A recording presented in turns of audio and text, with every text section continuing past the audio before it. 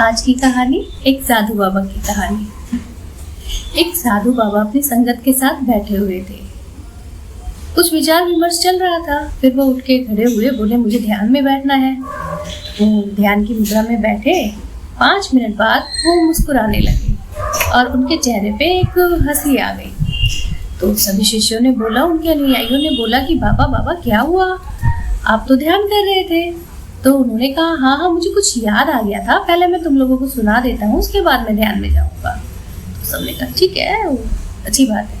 तो बाबा ने एक जोक सुनाया, सभी खूब हंसे। फिर बाबा अपने ध्यान में बैठ गए।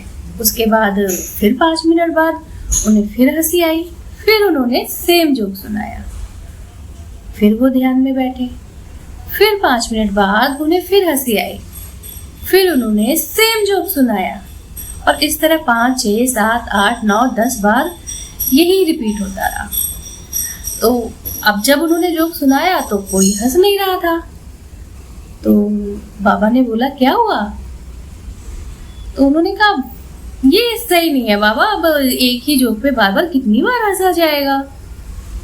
तो बाबा मुस्कुराए, बोले कि जब एक जोक पे तुम बार बार हंस नहीं सकते हो तो एक ही दुख पे तुम बार बार रोते क्यों हो कि कभी भगवान ने मुझे ऐसी परेशानी दी थी, मेरी लाइफ में ऐसा हुआ था, मैंने ये झेला है। जितनी बार बताते हो उतनी बार आंखों में आंसू आ जाते हैं, ऐसा क्यों?